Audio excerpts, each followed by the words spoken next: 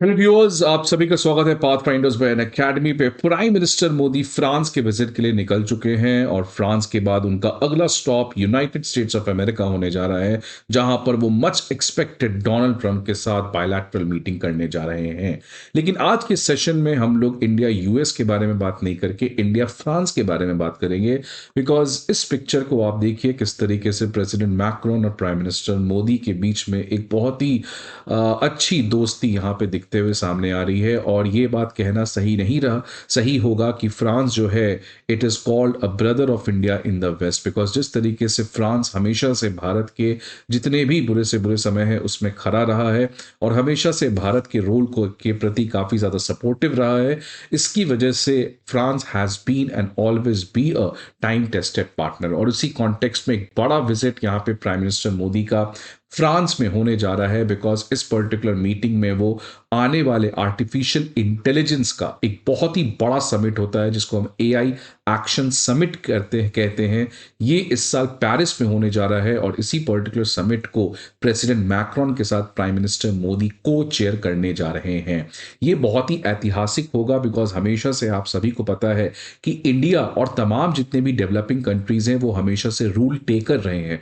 Developed country किसी particular चीज के ऊपर रूल बनाते हैं और जितने भी डेवलपिंग कंट्री हैं, ग्लोबल साउथ की कंट्रीज हैं, उनको ये रूल अडॉप्ट करना पड़ता है। हो सकता है ये रूल हमारे लिए सही नहीं हो, हमारे ग्राउंड रियलिटी के बारे में वो रूल उसको नहीं सोचता हो, इसकी वजह से हमेशा से हम डिसएडवांटेज पोजीशन पे रहते थे। लेकिन अब फ्रांस ये भी चाहता है कि कैसे भारत आने वाले जितने भी ग्लोबल रूल्स बनने वाले हैं related to technology such as artificial intelligence या स्पेस टेक्नोलॉजी, इसमें भारत जो है वो केवल रोल टेकर की रोल ना निभाए बल्कि एक रूल मेकर की भी रोल निभाए। इसी कॉन्टेक्स्ट में प्राइम मिनिस्टर मोदी का एआई एक्शन समिट को को चेयर करना, इससे आने वाले समय में आर्टिफिशियल इंटेलिजेंस के ऊपर अगर कोई ग्लोबल रूल बनता है तो उसमें भारत के कॉन्टेक्स्ट, भारत के भी एक्सपेक्टेशंस को वहां पे देखने को मिलेगा। तो आखिरकार ये एआई एक्शन समिट है क्या, इसके बारे में हम लोग बात करेंगे। तो आप ये न्यूज देख सकते हैं कि प्राइम मिनिस्टर मोदी जो है वो 3 दिन के विजिट के लिए फ्रांस जा चुके हैं, जहां पे वो आर्टिफिशियल इंटेलिजेंस एक्शन समिट को को चेयर करने वाले हैं विद फ्रेंच प्रेसिडेंट मैक्रोन।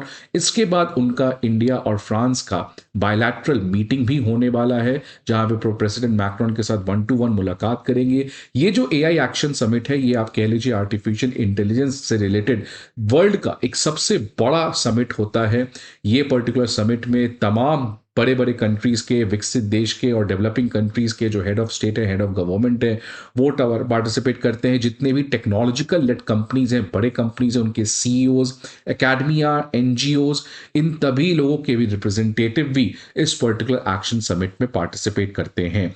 और इस पर्टिकुलर एआई एक्शन समिट का बहुत सारे थीम्स हैं, स्पेसिफिकली 5 थीम हैं, लेकिन जिसके ऊपर सबसे ज्यादा फोकस करने जाया जाएगा वो है global AI governance. Because artificial intelligence में पता है आपको ऑलरेडी अभी बहुत बड़ा डिस्ट्रप्शन आया था डीप सीक के लॉन्च होने के बाद, इसलिए कैसे एआई रिलेटेड गवर्नेंस को हम लोग कर सके। बिकॉज एआई के ऊपर जिस तरीके से क्लाइमेट चेंज है, कोई एक कंट्री के रोकने से नहीं होगा, ये हर एक कंट्री को मिलकर इसको रोकने और रेगुलेट करने की रिस्पॉन्सिबिलिटी है। और इसी कॉन्टेक्स्ट में अभी तक प्रॉब्लम क्या है कि आर्टिफिशियल इंटेलिजेंस रिलेटेड कोई भी इंटरनेशनल लॉ नहीं है, इंटरनेशनल पॉलिसी नहीं है। इसी कॉन्टेक्स्ट में ग्लोबल एआई गवर्नेंस के ऊपर कि कैसे एआई को हम लोग हर एक कंट्री मिलकर गवर्न कर सके, ये एक बहुत बड़ा आउटकम निकल के आ सकता है इस एआई एक्शन समिट में। और इसमें प्राइम मिनिस्टर मोदी का को चेयर करना ये इंडिया को कैसे हेल्प करेगा कि इंडिया इस पर्टिकुलर आने वाले रूल में अपना भी रिक्वायरमेंट को क्लेम कर सकता है। ये कोई पहला इस तरीके का एआई एक्शन समिट नहीं है। In fact last year south Korea में हुआ था, उसके पहले यूनाइटेड किंगडम में हुआ था, इस बार फ्रांस में होने जा रहा है। और जिस तरीके से डीप सीक का लॉन्च हुआ है उसके बाद प्रोबेबली ये भी कहा जा रहा है कि ये जो एक्शन समिट है it is going to be full of action. तो फ्रांस ने इस पर्टिकुलर एआई एक्शन समिट में एक एआई फाउंडेशन बनाने की बात की है, जो फाउंडेशन गवर्नेंस, इंक्लूसिविटी और एथिक्स को इंश्योर करेगा आर्टिफिशियल इंटेलिजेंस के मॉडल में। और ये जो फ्रांस का सपोर्ट है इंडिया के रोल के प्रति, ये पहले भी देखने को मिला था जब भारत ने इंटरनेशनल सोलर अलायंस लॉन्च किया था, इसको भी फ्रांस ने को चेयर किया था। तो आज जब फ्रांस एआई एक्शन समिट कर रहा है तो प्राइम मिनिस्टर मोदी को इन्वाइट करके को चेयर करवा रहा है इंडिया को। सिमिलरली जब इंडिया ने इस तरीके के ग्रैंड इनिशिएटिव को लॉन्च किया था आईएसए को, तो फ्रांस उस समय को चेयर किया था। तो ये देख सकते हैं कि ये दोनों कंट्री का जो एक कोलैबोरेशन है कैसे फ्यूचर के लिए एक साथ मिलके काम कर सके और साथ ही साथ भारत कैसे वर्ल्ड रूल मेकिंग में पार्टिसिपेट कर सके, इसके लिए फ्रांस जो है वो हमेशा से सपोर्टिव पार्टनर रहा है। अब भारत और फ्रांस की दोस्ती के पीछे रीजंस क्या है और क्या इतिहास रहा है, इसको भी आज इस सेशन में हम लोग बात करेंगे। बट आगे बढ़ने के पहले आप सभी के लिए एक बहुत इंपॉर्टेंट इंफॉर्मेशन कि अकेडमी आईएएस जो है वो आपके लिए कुछ इंपॉर्टेंट पीडीएफ्स लेके आया है, जिसमें previous year questions, current affair magazines और प्रीलिम्स मॉक टेस्ट, ये तीनों के पीडीएफ आपको अपडेटेड कंसाइज फॉर्म में मिलेंगे। और साथ ही साथ the best part is it is absolutely free of cost. तो आप हमारे डिस्क्रिप्शन बॉक्स पे जाइए, वहां पे एक लिंक मिलेगा, उस पर डाउनलोड करके आप इन सभी पीडीएफ्स को डाउनलोड कर सकते हैं। अब अगर मैं भारत और फ्रांस के रिलेशनशिप की बात करूं तो ये रिलेशनशिप बहुत पहले से है, लेकिन कोल्ड वॉर खत्म होने के बाद दोनों की रिलेशन और गहरी रेट से बढ़ी। इनफैक्ट पहला वेस्टर्न कंट्री जिसने भारत के साथ स्ट्रेटेजिक पार्टनरशिप साइन किया था सन 1996 में, वो था फ्रांस। और इसीलिए फ्रांस को बहुत लोग कहते हैं it is a brother of India in the west. अब रीजंस क्या है दोनों कंट्री के एक साथ रहने के? पहला, ये दोनों कंट्री का एक कोर फिलॉसफी है किसी भी दूसरे के इंटरनल अफेयर्स में इंटरफेयर नहीं करना। दूसरा, स्ट्रेटेजिक ऑटोनॉमी, नॉन अलाइनमेंट, हमेशा अपना इंडिपेंडेंट फॉरेन पॉलिसी रखना। अब देखिए रशिया यूक्रेन वॉर में भी ऑल्दो अमेरिका का अलायंस पार्टनर है नाटो के थ्रू फ्रांस, लेकिन स्टिल फ्रांस जो है वो इंडिपेंडेंटली अपने वॉइस को रखने का काम करता है। दोनों कंट्री का कोई भी हेजेमनिक एस्पिरेशन नहीं है, अनलाइक अमेरिका, चाइना, ये दोनों अपने आप को मिडिल पावर कहते हैं और ये हमेशा से डेमोक्रेटाइज करना चाहते हैं वर्ल्ड। और last common values democracy, secularism और मल्टीलैटरलिज्म और इंटरनेशनल लॉ को रिस्पेक्ट करना। तो इन सभी रीजंस की वजह से इंडिया और फ्रांस की जो रिलेशनशिप है वो काफी ज्यादा स्ट्रांग है और साथ ही साथ समय के साथ काफी प्रोग्रेसिवली बढ़ रही है। इस दोस्ती में काफी नया टर्निंग पॉइंट देखने को मिला था 2023 में, जो 25वां एनिवर्सरी था इंडिया फ्रांस के स्ट्रेटेजिक पार्टनरशिप का। वहां पे दोनों कंट्री ने हिस्टोरिक हॉराइजन 2047 डॉक्यूमेंट रिलीज किया था, क्योंकि आपको पता है कि इंडिया के लिए 2047 काफी खास है, बिकॉज इस समय इंडिया विकसित भारत बनने का सपना देखा इस साल में। इस साल को 2047 में इंडिया का 100th ईयर ऑफ इंडिपेंडेंस होगा। तो उस कॉन्टेक्स्ट में कैसे इंडिया फ्रांस मिलके भारत की इस जर्नी को टुवर्ड्स बिकमिंग अ विकसित भारत, इसको और ज्यादा फास्ट ट्रैक कर सके, इस कॉन्टेक्स्ट में हॉराइजन 2047 का एक ग्रैंड डॉक्यूमेंट सामने निकल के आया था।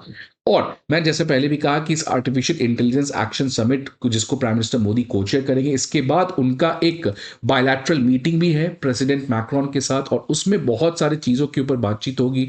फॉर एग्जांपल डिफेंस के बारे में, स्मॉल मॉड्यूलर रिएक्टर्स के बारे में, aircraft MRO facilities maintenance, repair and overhaul के बारे में, और साथ ही साथ बायलैटरल एआई रोड मैप को भी कैसे प्रिपेयर किया जा सके। डिफेंस के ऊपर एक्सपेक्टेशंस है कि आपको पता है काफी समय से इसके बारे में नेगोशिएट कर रहा है कि कैसे रफाल फाइटर जेट्स, जो रफाल एम है स्पेसिफिकली जो इंडियन नेवी के लिए यूज में आएगा, उसके ऊपर भी एग्रीमेंट फाइनलाइज किया जा सकता है। इसके अलावा न्यूक्लियर एनर्जी मिशन, आपको पता है कि बजट 2025-26 में न्यूक्लियर एनर्जी मिशन को भारत सरकार ने लॉन्च किया है, बिकॉज आने वाले समय में रिन्यूएबल एनर्जी और ग्रीन एनर्जी के लिए हमें न्यूक्लियर एनर्जी को बढ़ाना जरूरी होगा। लेकिन न्यूक्लियर एनर्जी में जिस चीज के ऊपर हमारा फोकस है वो है स्मॉल मॉड्यूलर रिएक्टर्स, एसएमआर के ऊपर, छोटे रिएक्टर्स जो सेफ हैं, जो कॉस्ट अफोर्डेबल है, अनलाइक बड़े रिएक्टर्स जिससे बहुत बड़ा खतरा भी हो सकता है एक्सप्लोजन के केस में। तो स्मॉल रिएक्टर्स में भारत सरकार प्राइवेटाइज करने की बात कर रही है, उसमें कैसे फ्रांस अपनी टेक्नोलॉजी को शेयर कर सके सो दैट एसएमआर में इंडिया आगे बढ़ सके, इसके ऊपर भी प्रोबेबली बातचीत हो सकती है। स्कॉर्पियन क्लास सबमरीन्स और भी भारत एक्वायर करने जा रहा है फ्रांस के साथ, और प्राइमरली 3 न्यू सबमरीन्स जो हैं वो भारत जो है वो फ्रांस से एक्वायर करेगा। इसके अलावा आईमेक के ऊपर भी बातचीत हो सकती है, India middle east Europe economic corridor, because आपको पता है कि फ्रांस इस आईमेक का एक बहुत इंपॉर्टेंट पार्टनर है। इनफैक्ट फ्रांस एक ऐसा कंट्री है जिसने एक स्पेशल एनवॉय भी अपॉइंट कर रखा है आईमेक के ऊपर। तो आईमेक के ऊपर और कैसे कोलैबोरेशन को बढ़ाया जा सके, इसके ऊपर भी बातचीत हो सकती है। तो आप देख सकते हैं कि बहुत सारे आउटकम्स निकल के आ सकते हैं इस पर्टिकुलर बायलैटरल मीटिंग में। और इसके बाद जिसके ऊपर सबकी निगाहें हैं, प्राइम मिनिस्टर मोदी का यूएस विजिट, जहां पे वो डोनाल्ड डोनाल्ड ट्रंप से मिलने जा रहे हैं। अब इस समिट में क्या आउटकम निकल के आता है, बिकॉज़ जिस तरीके से भारत के लोगों को, इमिग्रेंट्स को आपको पैर में हथकड़ी बांध के भेजा गया, क्या इसके ऊपर प्राइम मिनिस्टर मोदी कुछ कहते हैं? टैरिफ के ऊपर क्या बातचीत होती है? चाइना के ऊपर क्या बातचीत होती है? क्या क्वाड में कोई बड़ा डेवलपमेंट आने वाले समय में हो सकता है? और किस तरीके का रोल भारत जो है वो आने वाले समय में अमेरिका के साथ मिलके अपने पार्टनरशिप को बढ़ा सकता है? So this is going to be a full packed week for prime minister Modi. Important countries from west जहां पे प्राइम मिनिस्टर मोदी पार्टिसिपेट मिलने वाले हैं, विजिट करने वाले हैं। So let's see what the outcome comes. इसके बाद हम लोग फिर से बात करेंगे उन आउटकम्स के ऊपर। आपको कैसा वीडियो अच्छा लगा तो प्लीज लाइक करिएगा। Thanks for watching this video. See you again.